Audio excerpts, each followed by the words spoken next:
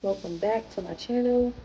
This video is called 30 Years Old and Done. I'm going to be talking about all of the stuff that I'm totally done with and that I have been working on previously. Probably like since I got out of work. So, yeah, we're going to get started. I actually did this video already in the park, but the way that my phone was facing, it wouldn't have gave me a full screen video. 1 second, Bubba. It wouldn't have gave me a full screen video because I had it turned this way. So I had to turn it this way. So let's get into it. So my first pointer is I'm done centering men. So I gotta decenter these men.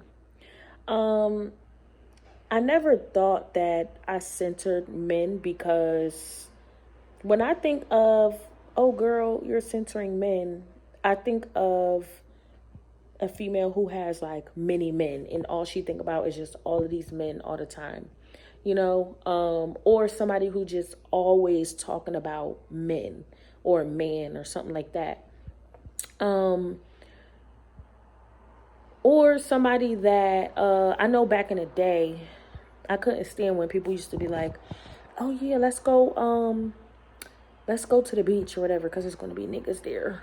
Like, you want to just go out just so you could catch like some niggas or something like that. I couldn't stand that.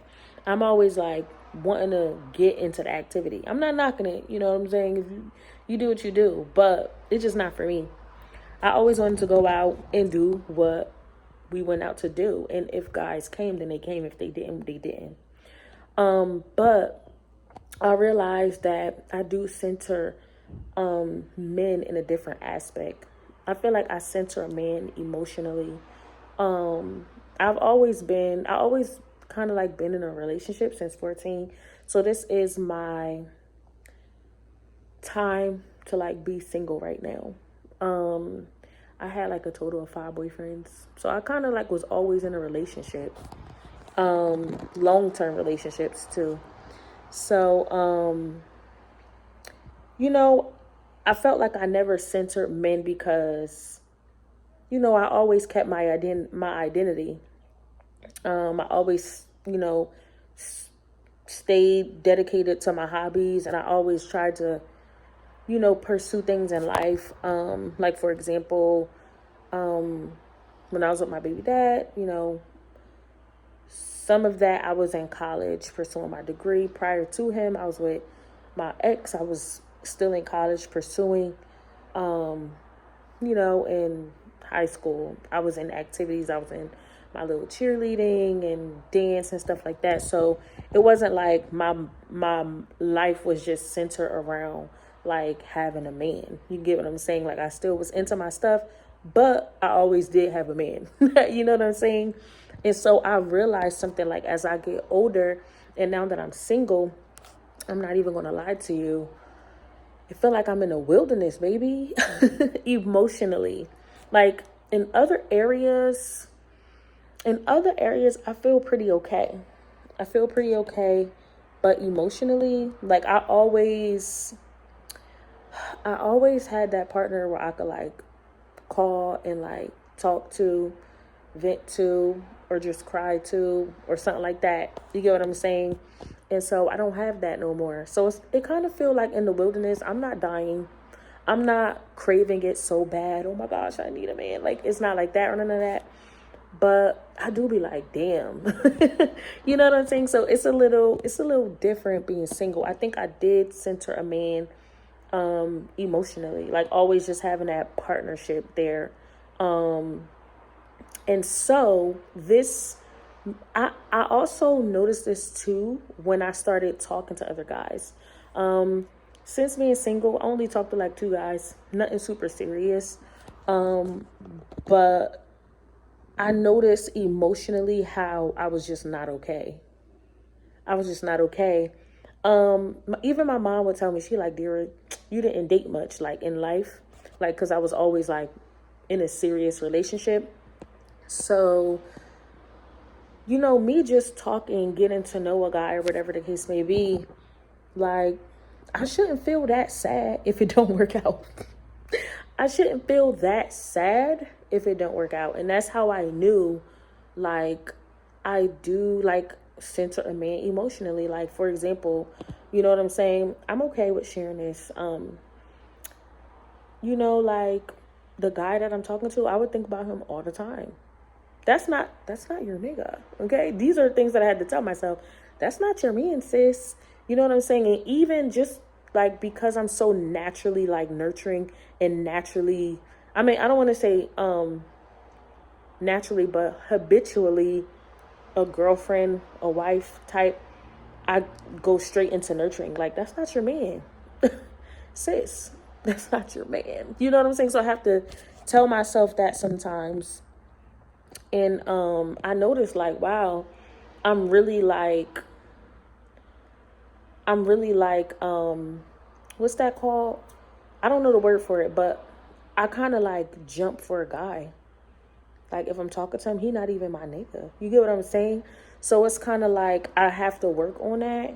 Like, that's not, he didn't ask you to do that. Okay?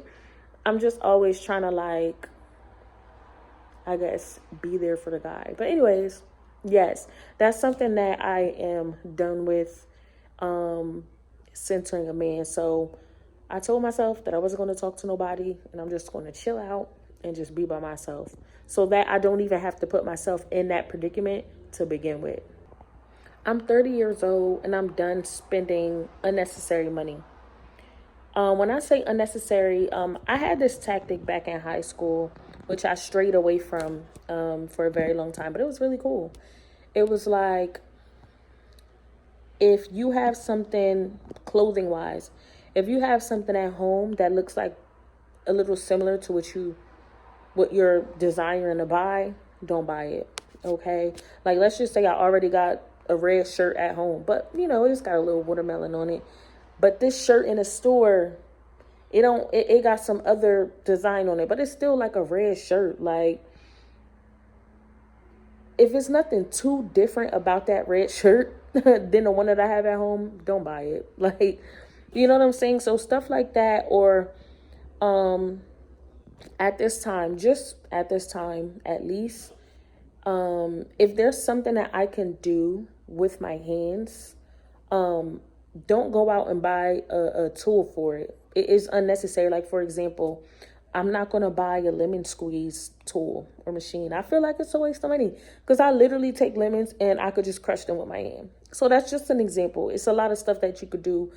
You could DIY instead of going out and buying something for it. You get what I'm saying? And also eating out. You know what I'm saying? So I have been meal prepping lately. Actually, I don't want to say lately, but just last week. This week I fell off a little bit. But last week I meal prepped. Everything was great. Oh my gosh. I bought me a box of granola bars from Costco.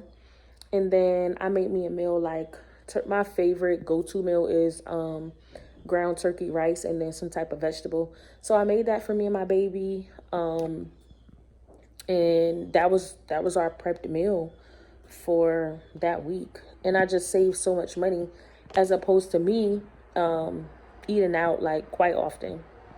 So those are just the necessary steps I'm going to take to go into to slow me down on spending unnecessary money. Also too, I spend money on stuff like, I'm not even like a, oh my gosh, I gotta have that bag type of girl, or oh my gosh, I have to have those shoes type of girl. Like, I'm more like a, oh my gosh, like, I really love these hygiene products. You know what I'm saying? Or, oh my gosh, this smells really good. I love hygiene stuff, like butters and stuff like that. Those could be very expensive sometimes. You know what I'm saying? So stuff like that really catches my eye. So I'm going to slow down on stuff like that. I want to kind of like get more into making my own, like, shea butters and moisturizers and stuff like that. I feel like that'll save me a lot of money.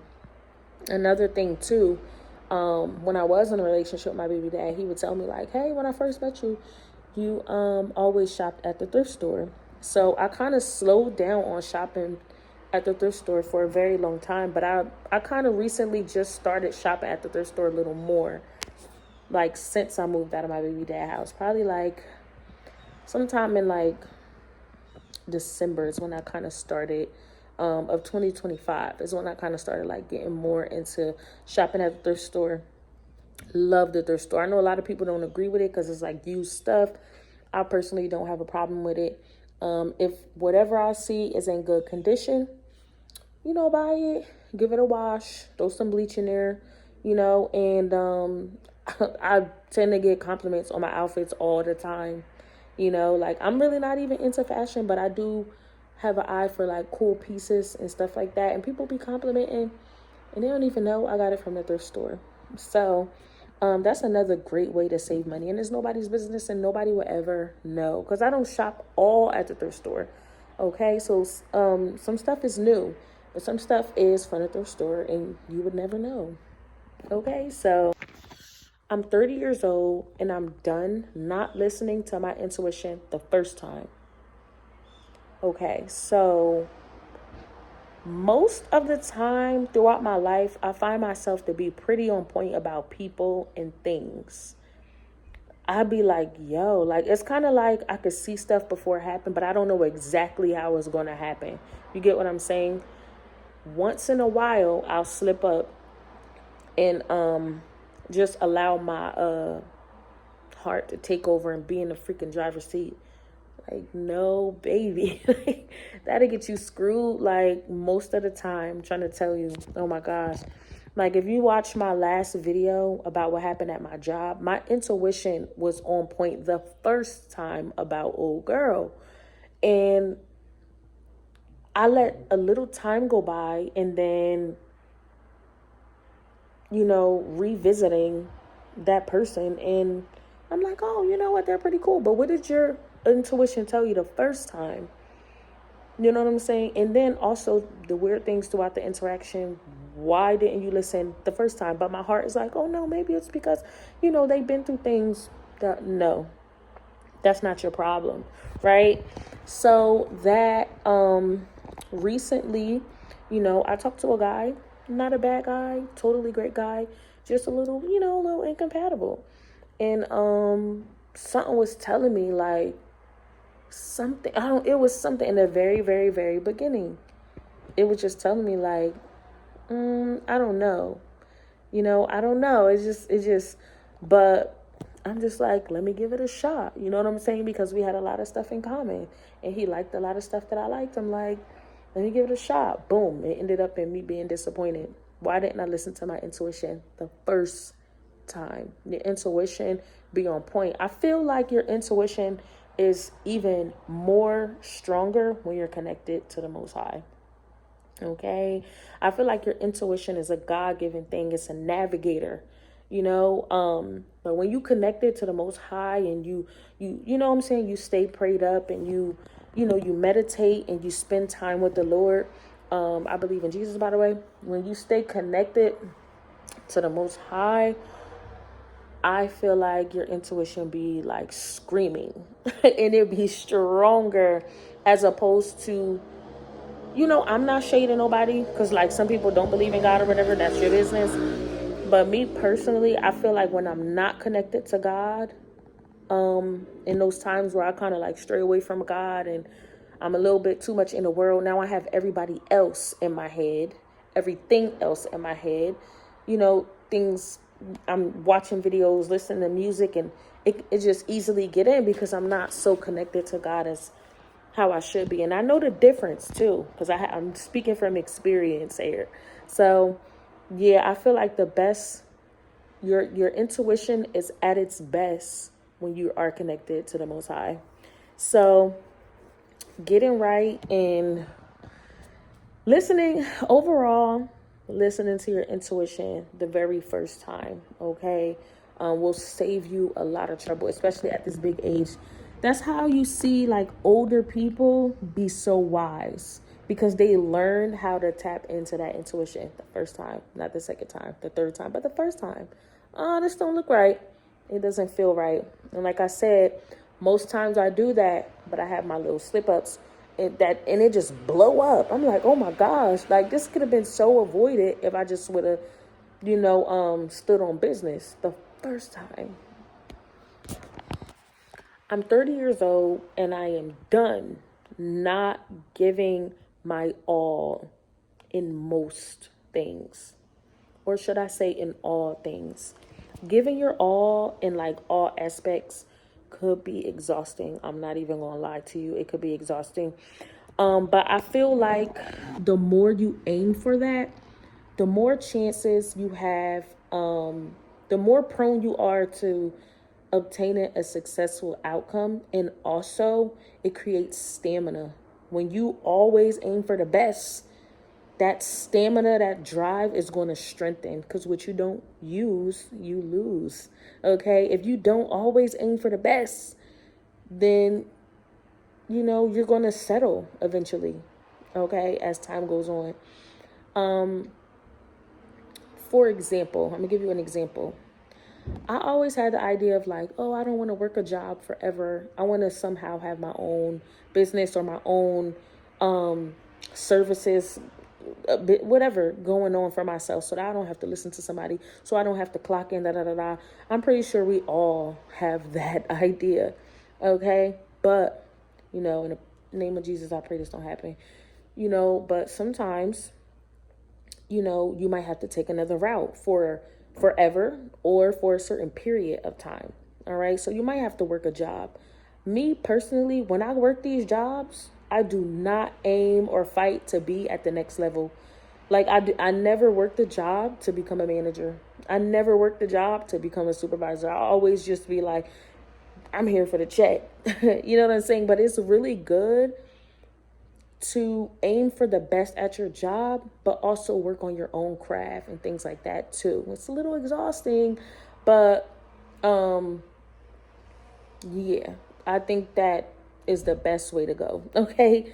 Just try to aim for the best in all aspects. Another thing too, like for example, lately I've been going hard as far as working out. I have seen some results and other people have noticed too.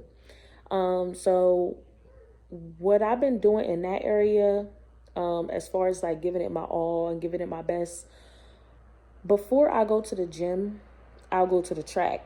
I'll go to the track and I'll do an interval speed run. Okay, I'll do an interval speed run, and then I'll do a mini version of my workout that I do in the gym, but at the track. Okay, so in a gym, I do like one set of 30, and sometimes I do 2 sets of 30 in the gym. But on the track, I do a very mini workout, 1 set of 20, right? And then my interval run on the track is for 30 minutes. But then I'll go to the gym and then I'll get back on a treadmill and just run regular for 30 minutes straight. So doing that, because I'm giving that my all, I'm still working on my diet. I'm not even gonna hold you. It's a little tough. Okay. But because I'm giving at least the physical aspect my all, I'm noticing a change quicker. You get what I'm saying? So I feel like in anything that you do, just go for it. Like I've been shy to post YouTube videos, but I'm like, fuck it. I'm just going to post it. I'm just going to give it my all. I'm just going to do what I said and what I feel. Fuck what other people think. You get what I'm saying? So it's kind of like, this is another form of me just putting my best foot forward, giving life my all. You get what I'm saying? Instead of having external forces to hinder me or stop me from progressing in any way, shape, or form. All right, so that's it for my 30. That's it for my 30 years old and done video. I thought that would be pretty cool. If you guys can or feel like it, comment below something that you feel like you are done with at whatever age you at. And I don't know, just comment on whatever seems or feels relatable to you. Or if you got to express something, go ahead and do it below. I love different points of views. So if you want to, go all in the comments, go ahead and do that. But don't forget to like and subscribe as well. And I wish you well and have a wonderful and blessed day.